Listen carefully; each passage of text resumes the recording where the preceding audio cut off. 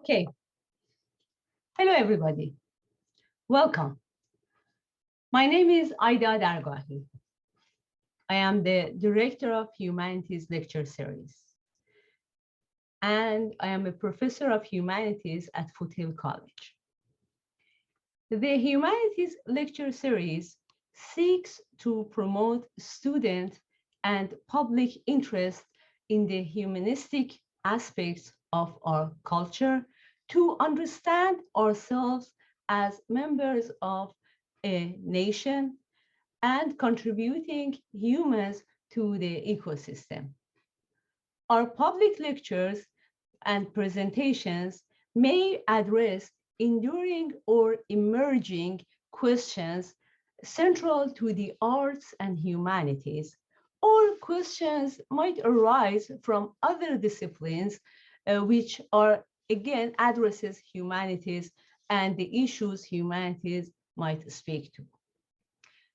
In the pre-pandemic days, we had these presentations on campus, but now we have it via Zoom, which gives us a good chance to have excellent scholars and speakers from different parts of the states. And maybe in the future, I'll invite somebody from internationally. You never know. Tonight, we are going to have a 45-minute lecture, followed by a 15-minute Q&A. And in the interest of time and with considering the amount of participants, I would like you to type your questions and comments in the chat box down there. And another housekeeping note for students: if you're here for extra credit, at the end of the lecture, I will ask you to write your name, full name, first name, last name, your professor's name, your class, to earn extra credit. I will pass your information to your professors so you can get the extra credit. So I'm very pleased to have another equity lecture from the equity related series, since we are committed to social justice. We have a dynamic speaker tonight, and it's my honor to introduce her to you, Dr. Malikeya Khantrece. I hope I pronounced your last name correctly. I'm gonna just give you a brief bio about her. Malikeya is a mitigation specialist investigator for the Federal Public Defender in the Capital Habeas Unit. She works on appeals to death penalty sentence for those convicted in capital cases. She has worked as a prisoner's rights advocate, poverty law advocate, and restorative justice practice in place of carceral and punitive discipline. She serves as adjunct faculty at the University of Dayton School of Law in courses specific to race, racism, and American law. Her research interests are developing an anti-racist educational curriculum, dismantling prison pipelines, human rights, truth and reconciliation practices, and death penalty/prison abolition. Finally, she's pursuing a doctorate degree in Antioch University in multicultural and anti-racist educational professional practice. So without further ado, here is Malikeya. Please. Well, thank you for that wonderful introduction. I'm happy that everyone is here. I'm sorry that that noise is coming through. I hope you can't hear it. So I really appreciate that introduction, and thank you for having me. I wanted to start, I guess, with a little bit more of an explanation of what I do in my day job and how this relates to what we're talking about today, because as we just talked about, we said there is such a thing as transdisciplinary practice and intersections. So what it means, what my role means on the team is that when you have been sentenced to or charged with a death sentence eligible conviction, if it's possible that death could be on the table or it already has been, the American Bar Association and Constitution requires that you have at least a team of 4. That's just the minimum, a defense team of at least 4. And one of those roles, which is the role that I had, is to do a thorough life history investigation, multi-generational, multi-levels, friends, family, all of that.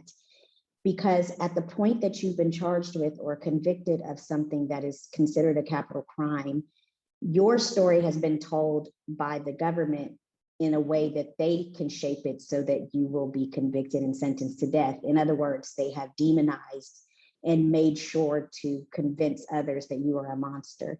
So my role is to actually counter that narrative, reshape, dismantle all of those narratives prior to that, and mitigate against the death penalty or the death sentence and even the length of the sentence. So I tell stories, right? I counter narratives.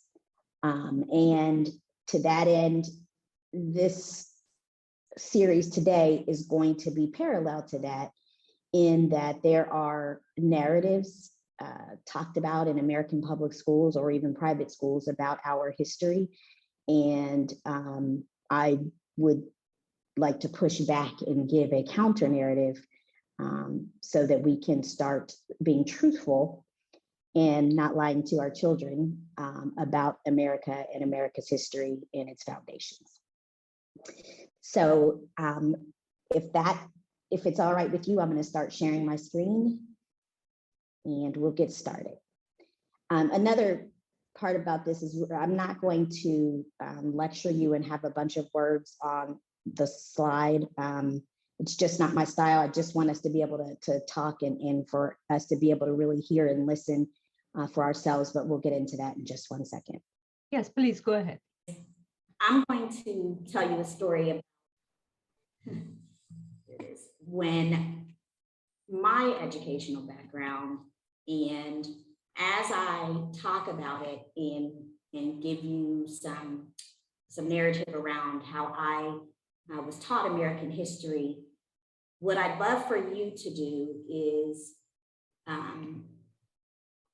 in listening to how I was taught and the nature and the environment that I was taught under, in listening to that, if you could think about if that was if it's similar or different or very, very different than your experience, and be thinking about that along the lines of narratives. So to that end,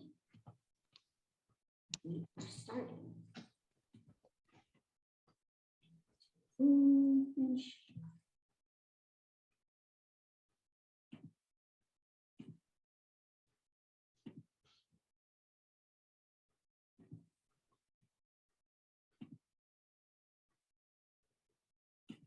Good to go?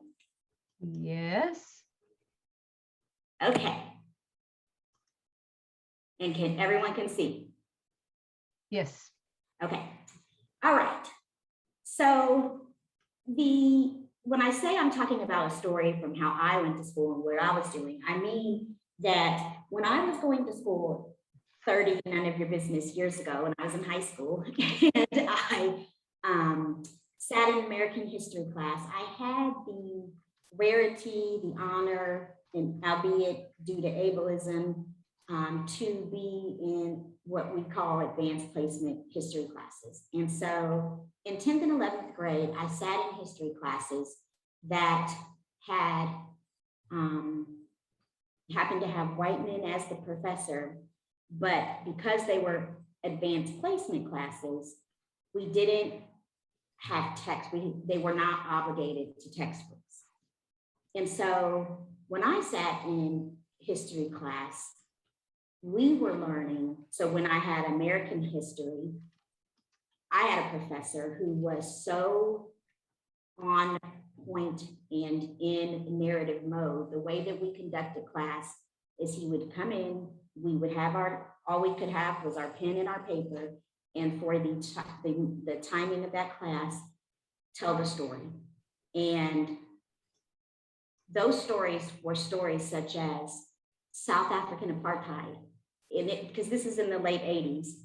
And we would spend an entire 9 weeks on understanding the systems, the inequities, the fallout, the death, the genocide, the racial hierarchy of South African apartheid. We also would spend 9 weeks telling the story of the enslaved, or before they were enslaved, of African people crossing the Atlantic, body upon body, for days with no place, no way to go to the bathroom, and maybe not even making it across the Atlantic, to then be kidnapped and terrorized and enslaved in the United States. And we would spend an entire 9 weeks talking about that. An entire 9 weeks talking about the former USSR turning into Russia, and being upfront and not afraid to talk about socialism and Marxism in a factual way and not in a fearful way. And what it did for me as a student is it made me want to know more. I then started to study, because at that time, it was right towards the end of South African apartheid. And so a little bit about South African apartheid, and I don't want to presume that you are or you aren't familiar with it, but I won't go into grave detail. But South African apartheid was a system designed under racial hierarchy, and it ran for about 40 to 50 years. And it was a caste system that was blatant and very hierarchical, similar to our Jim Crow era here in the United States, except for our Jim Crow era came after 400 years of chattel enslavement.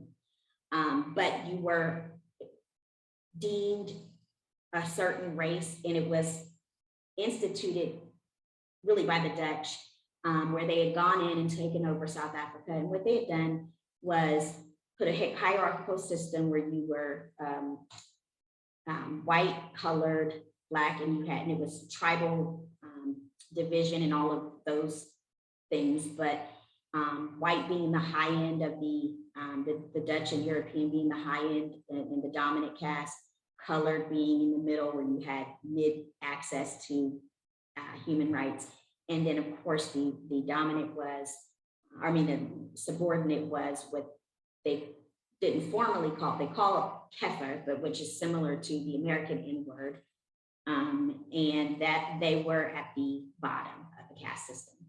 And in those 40 to 50 years, they systematically took any farming, any access to what they were self-sustaining, any wealth, and moved them out almost like what happened with the Holocaust. Moved them out and pushed them out where they were houseless and starving, and any effort to get out of that part of the caste system was met with prison, or even talking about it. And so enter Nelson Mandela. Nelson Mandela was one of the people the activists who spoke out against it and landed himself in prison. But there was an uprising and a brutal, brutal war. And the end of apartheid was, or the beginning or dismantling apartheid was happening around the late 80s and then early 90s. And Nelson Mandela was released from prison and miraculously then elected the leader. And when he did that, and this I all learned in an American public school history class. And then he immediately instituted what is now known as the Truth and Reconciliation Commission, but the Truth and Reconciliation Task Force, where for those 40, so regarding those years, he made it so that any person who confessed their crimes against humanity would be forgiven and there would be no punitive, therefore they could reconcile. And so they began, and people responded. Some did, some didn't. And then after a certain time frame, the the TRC then did their own investigative work to identify areas that of human rights violations that were still happening. And that is the gist of the TRC and what it's done and how it's playing out right now in South Africa. Now, it is not perfect. Of course, it is not perfect, but it is at its baseline at least an opportunity to tell the truth without punishment. So in thinking of that, teaching American history and teaching of world history,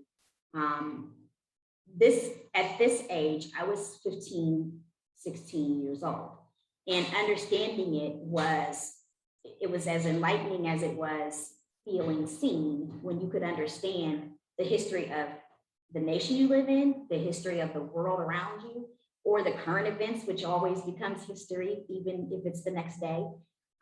It caused me to pursue studies further. And the further along I've gotten, I've now realized how rare it is to have an educator in American public or private schools telling the truth about American history. And what I'm asking you to do is think about that from the standpoint of textbooks and teachers that you've had along the way, and whether or not that experience is familiar or unfamiliar. And then I'm not a betting woman, but I'm going to venture to say that they weren't, because now I've been talking with students and teaching along the way for quite some time.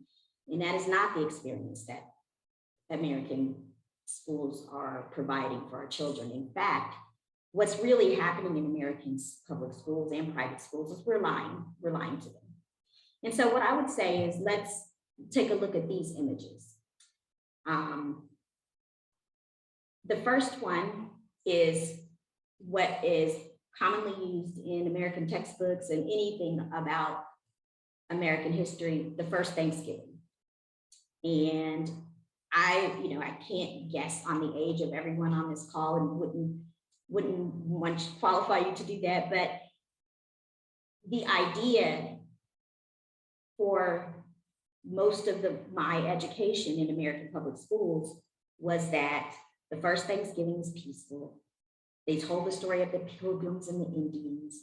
The Indians were happy to give over, be civilized, and be taught how to live. And then we lived happily ever after.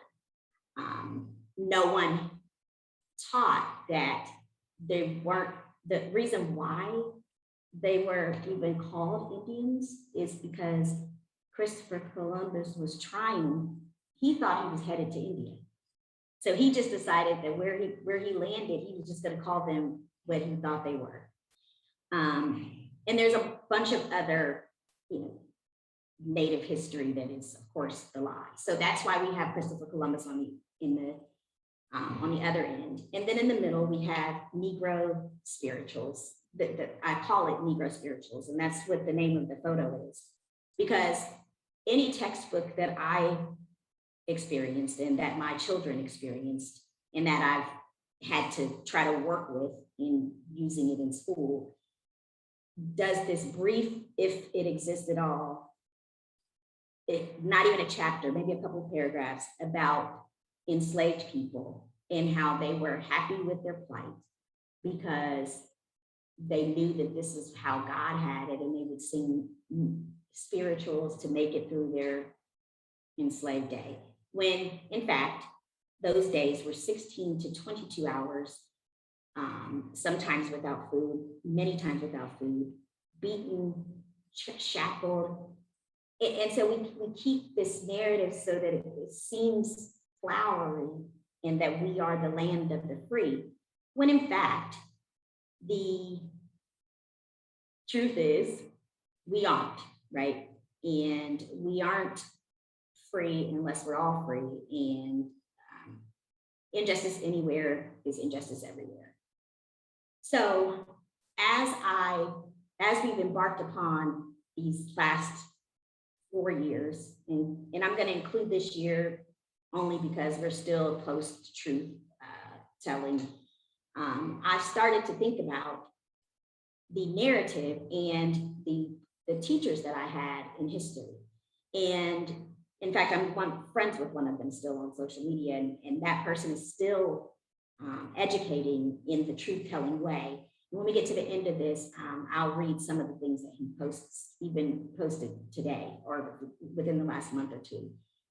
He's still telling the truth, and I've opined on what would happen today if those professors were telling the truth. And the fact of the matter is, they would be fired. So I pieced together some of the headlines, and I don't know if you all are, maybe keep up with this. Sometimes we do, sometimes we don't. And I just wanted to piece together a few things and explain kind of what they mean.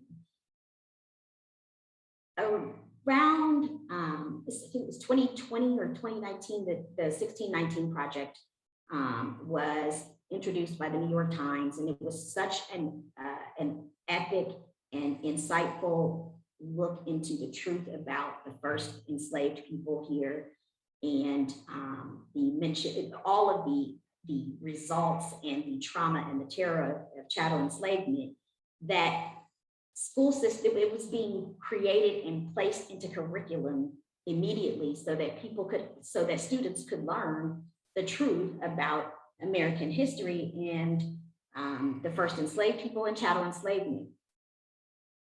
And just as soon as that happened, and that it started getting infused into curriculum, and the former president found out about it, and conservative legislators, they started moving to have it banned.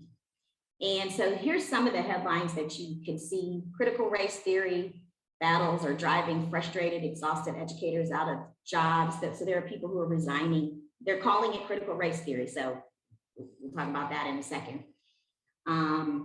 A professor taught a Ta-Nehisi Coates essay, and he was fired because he had the children read it and understand their worth as people of color or Black people, and he was fired. As of August 26th of 2021, 27 states have introduced bills or taken other steps that would restrict teaching critical race theory or limit how teachers can discuss racism and sexism. And then a young woman in Connecticut, 6 years as a teacher in critical race theory. After 6 years, I thought it would be my forever job, but they're turning me into a political activist instead of being able to teach,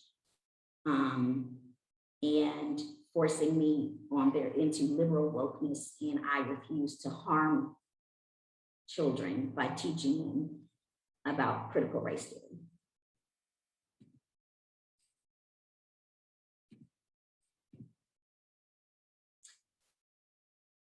And so now, so headlines come in, and in the meantime, in 2020, September of 2020, Donald Trump put an executive order, he signed an executive order banning the teaching of anything about critical race theory or racism or the history of America, of chattel enslavement, or the 1619 Project in federal buildings, any place that he had the authority to do so. And universities started being fearful because he threatened to withdraw federal funding and federal aid on any agency that he found out was doing anything on critical race theory or race or racism. And right at that point, lawmakers since then, Republican lawmakers have done that, 27 of them have pushed to ban it, and 17 of them have been successful. So there are 17 states right now that have instituted laws against teaching anything about what they're calling critical race theory and what's actually just American history. So I'm going to play some, I won't play the whole things because, first of all, in the interest of time, but I'm going to play just a few clips from the responses to what the previous slide.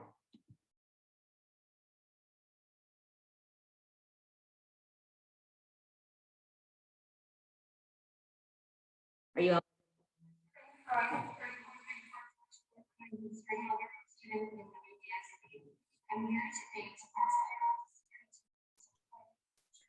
It is not clear. The sound. Say that again? No, it's not clear. The sound is not clear. Yeah, I'm noticing that. Let me try this one.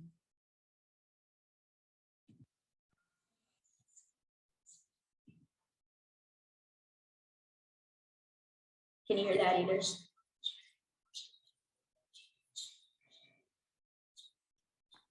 No, no.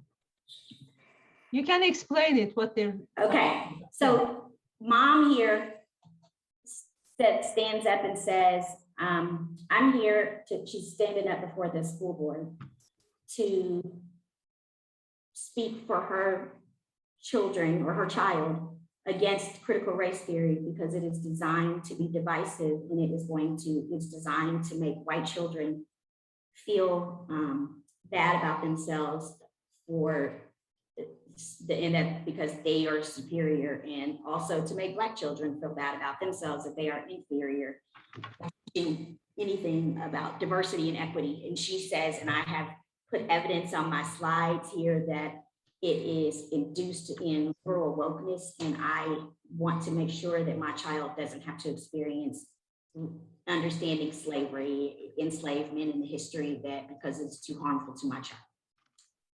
This person that has the Today logo, he is the first Black superintendent in his district to ever be appointed, and it was going very well. It's a predominantly white district, and someone said that he was instituting something about equity and ableism, and someone accused him of critical race theory infusing into this, putting his woke agenda into the students, and he got fired. And he's been on the Today Show, he's been on a podcast, but he got fired.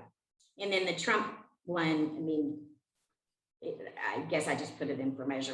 We could probably all guess what he was saying, but that was right before he was banning it all because it's trying to make America look racist, and America is not a racist country, and racism doesn't exist, and the 1619 Project and the critical race theory woke agenda is not going to work in this country because it's anti-patriotic. And so he then instituted what he called a patriotic trainings, and banned any, so federal prosecutors, federal defender, well, the defenders could still do trainings because we're under the judiciary branch and we oversee him. But the other attorney generals, prosecuting attorneys, district attorneys, federal law enforcement, no diversity training anymore. He signed that order, and that went on until Joe Biden reversed it. But it stopped for 6 months, that this, just because it was what he was calling anti-American, right? So that's the sentiment, and that is the sentiment around the country. So this woman that we couldn't hear very well, she is in Wisconsin. And I'm not sure if any of you have heard of a podcast called South Lake, and it is about a community in Texas that has had high school students posting videos on social media using the N-word, and all white students.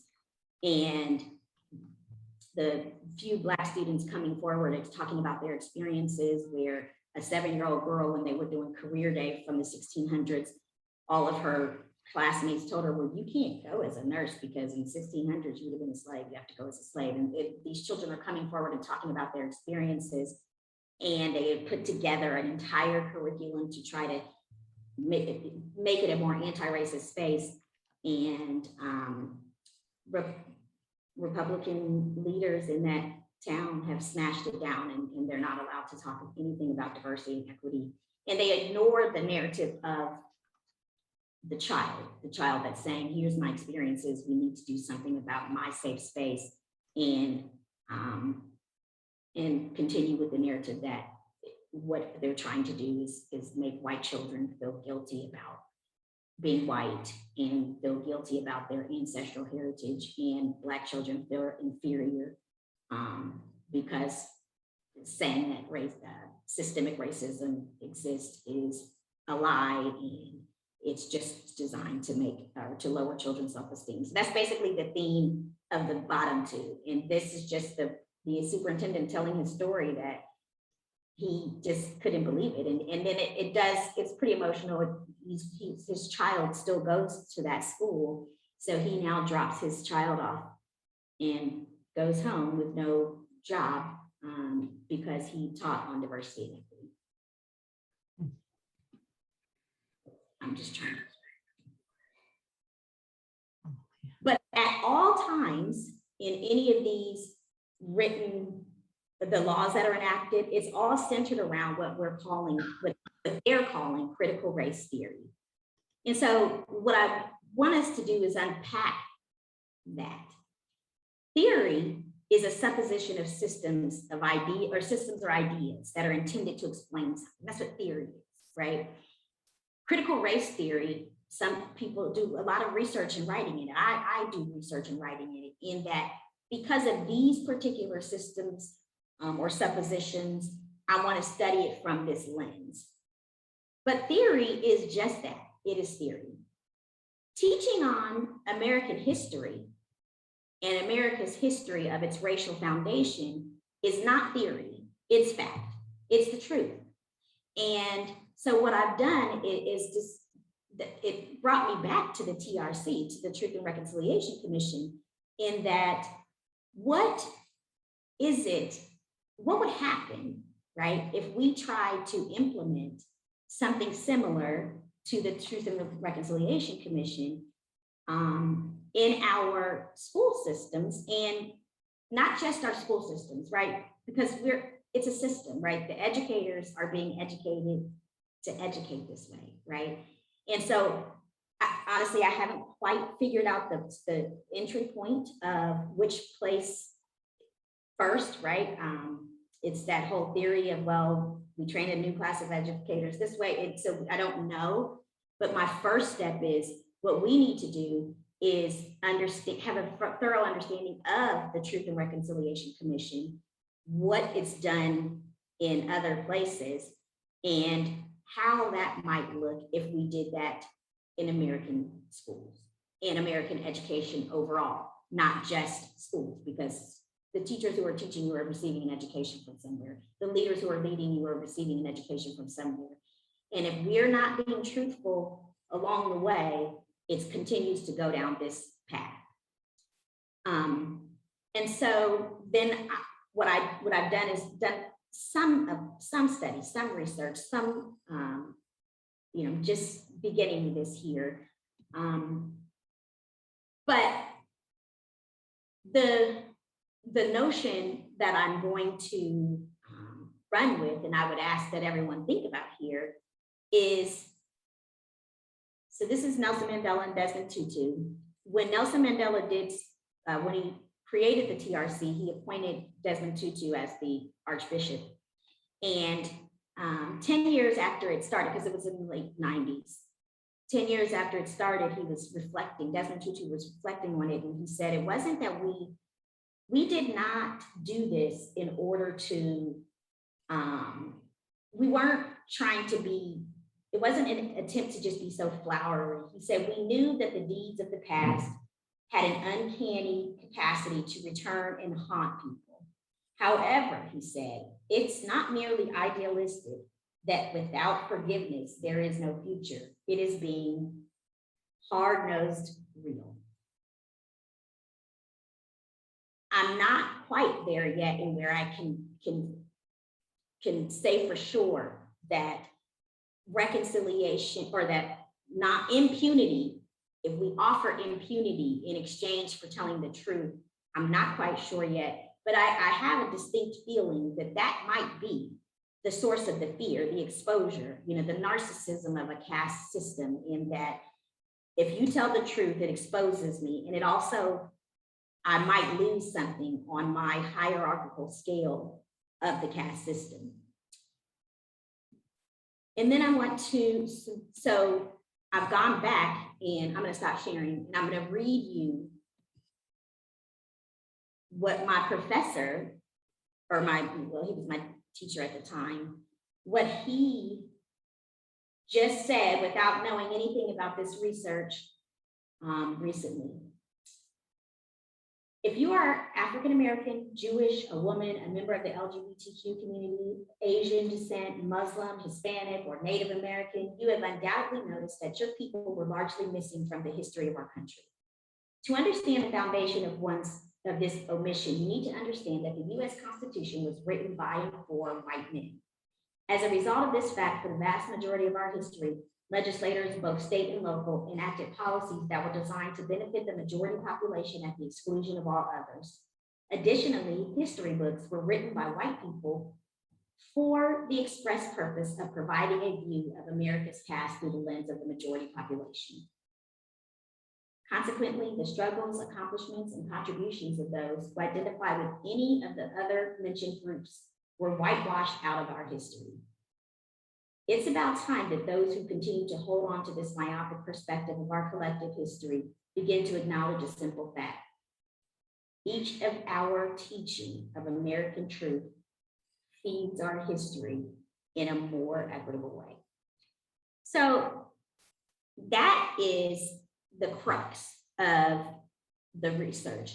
It's the truth, and without it, we can't get to reconciliation. We need it to get to reconciliation, but we can't get there until we're willing to tell the truth.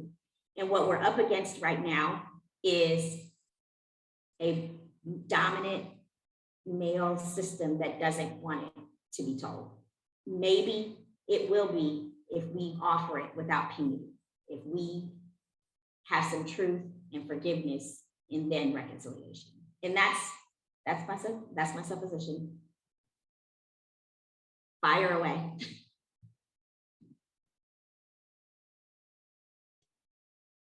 Okay, thank you so much. Let me ask our audience if they have any questions or comments to share.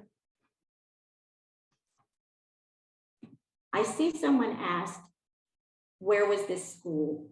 Mm-hmm. Which school that I went to?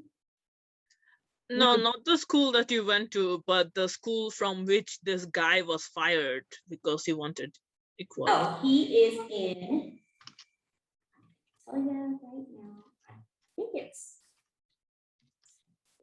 I could be off.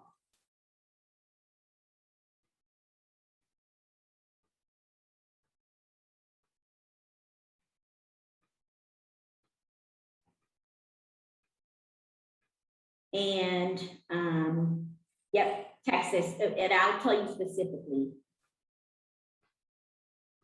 the name of the district. It makes, I think it's Colleyville, but I'm not sure that that's the district or the, oh no, that's the principal. So it's in Oregon. This was in Oregon? Really? Yeah. In the rural area?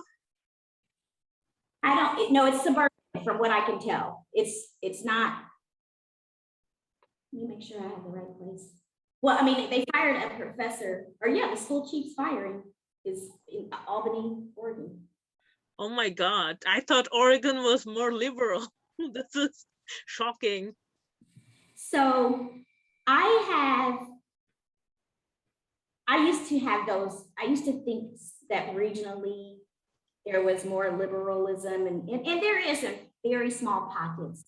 But what I have discovered is that America is American, and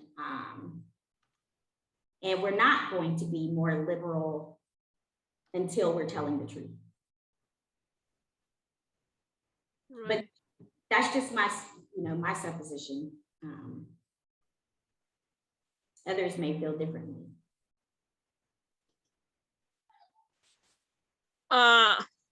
Well, thank you so much. I just really appreciate your talk, and I just found the excuses they gave to fire this guy, it was so outrageous. Like, it was just logic turned on its head. So I have a list of, collecting this list of podcasts, things that you can listen to, because we're all students working and all of that, where you don't have to buckle down and like read it, thousands of pages. That's what I have to do, but that can give you some insight into, because again, if there are 27 states pushing to ban any mention of racism or critical race theory, that's quite telling. What's also quite telling is that we don't necessarily know that the 23 states who aren't have any mention of it at all. I know, it's just so oppressive. Mm-hmm. Education is education, our current system of education is oppressive. Yeah. Wow. Mali, there is another question. Let's see. So that's a great question. How can we do? So, okay, so I do have some good news. There is a Truth and Reconciliation Commission that has been successful and had quite the restorative justice conversation in Maine between a Native group and their Department of Human Services, and how they were kidnapping their children, I'm going to tell you the name of the tribe, but kidnapping their children and taking them and placing them in white homes because they were poor, their parents were poor. Now, they're living on reservations, and they would sneak up and take them and put them in, even worse, white foster homes. And this was countless children. And now, some years later, this TRC in Maine has been very healing, and there's much testimony on it. So maybe I can compile that on the list too, and I'll send it to you. That you don't have to, concentrate on reading all of it. There's so much testimony through it, and there's visual testimony of the absolute expression of remorse, apology, and reparation.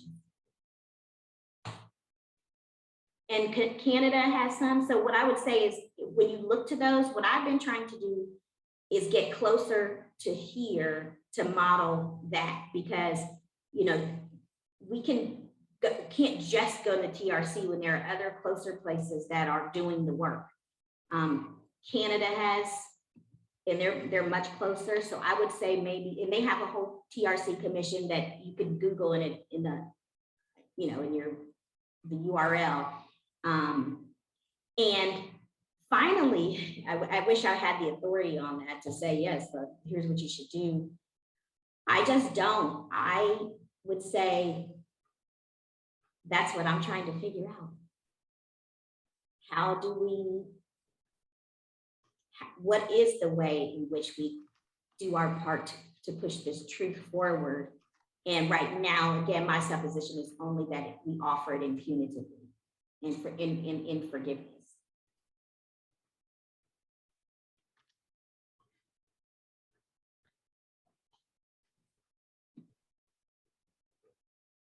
So I got both a comment and a question, if that's all right.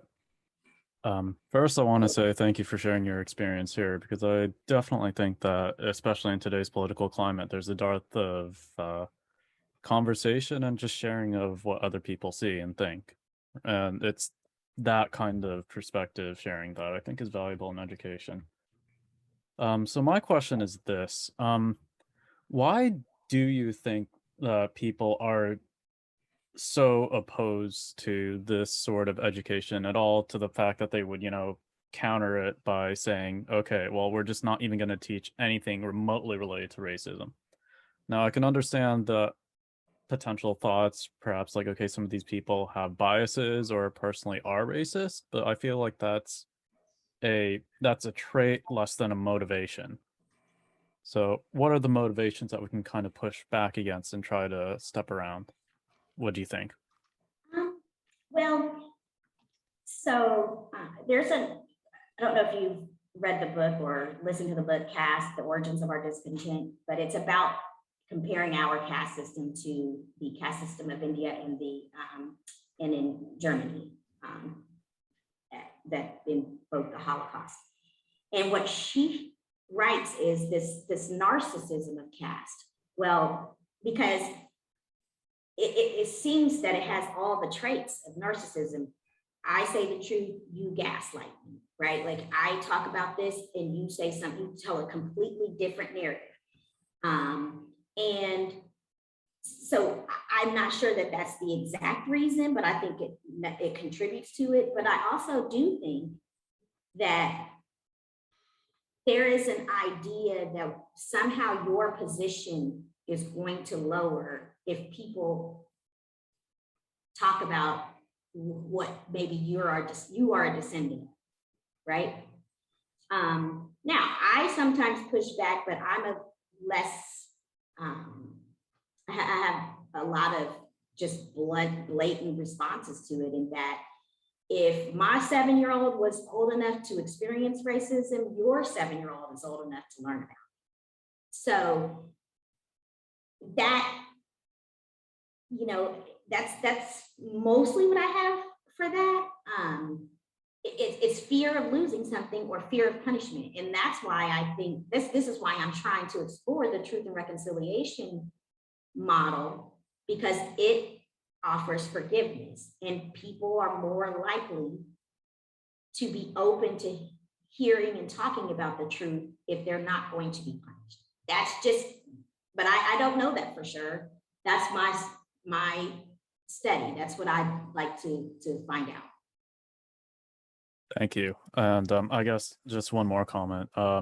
This is just something that happened in June when Matt Gaetz was more or less trying to interrogate the head of the Joint Chiefs Chairman, General Miller, about studying critical race theory in the military. And I thought the general had a beautiful, eloquent way of discussing why he was studying himself. To quote him, I've read Mao Zedong, I've read Karl Marx, I've read Lenin. That doesn't make me a communist, so what is wrong with understanding and having some situational understanding about the country for which we are here to defend? It was brilliant. Yeah, it was brilliant. Yeah, there is another question, Mali, here. I put it. Yes. Is it in the chat? Yes, chat box.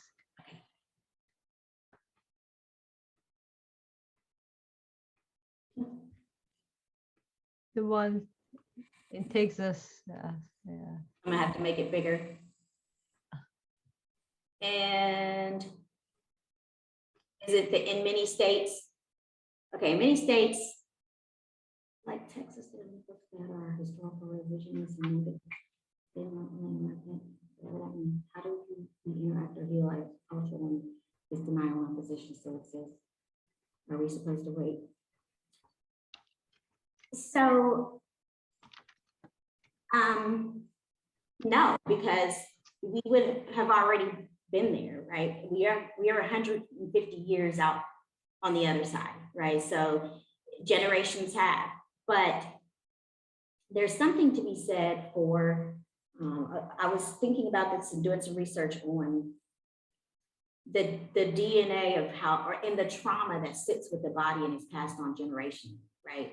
That we know that is true for formerly enslaved people and descendants of enslaved people.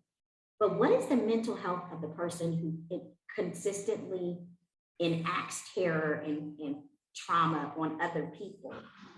That passes down too. So we can't wait. It doesn't wash out. I mean, I think it's pretty clear it doesn't wash out, right? Like we're still experiencing this. And I wish that I knew what are we supposed to do. We can only sit with our humanity and make sure that we are humane and that we respond compassionately and that we tell the truth. And I got to tell you, it's at the risk of more harm, right? But the alternative is not to do it, which isn't very helpful, or to be harmful as well. There are more, and I will say that again, more hope. There are truth and restorative justice programs being implemented into schools, restorative justice practices being implemented into whole policing systems.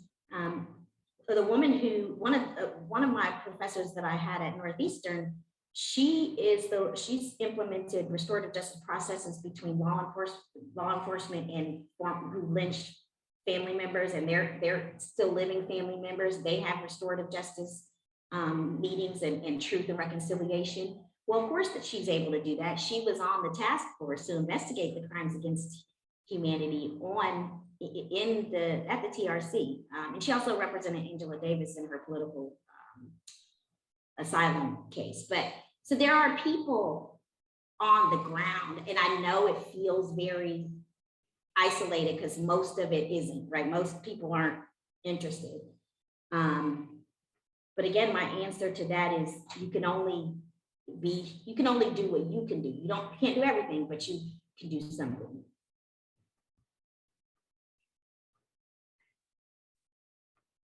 Thank you so much, Mali. Thanks, everybody. So it's been an honor to have you here and talk about our school systems. And of course, as one of the students comment, we just won't learn it until we get to the college and just start learning that. But and it's elective, right? Yeah, and still it's elective. So that means you're free to know or not to know. That is correct. And so if I have to learn why is it elective, but we could go on about that for days too. Yeah, exactly. So I appreciate it. Thank you so much. And students, please, let me see. Let's see, Carlos, ask questions. Ali, could you please read it like that? History. Yeah, I agree. Yeah. I didn't see, was there another question? I didn't see one. No, it's just a comment. Thank you so much. And I just want to thank you again and our audiences and all. And of course, students, make sure to type your name, full name, your professor's names, and your classes to get the extra credit. Thank you. And thank you all. Sorry for the technical difficulties. That's fine. Thank you so much, Mali. I'll see. Okay, see you. Bye-bye. Bye, everybody.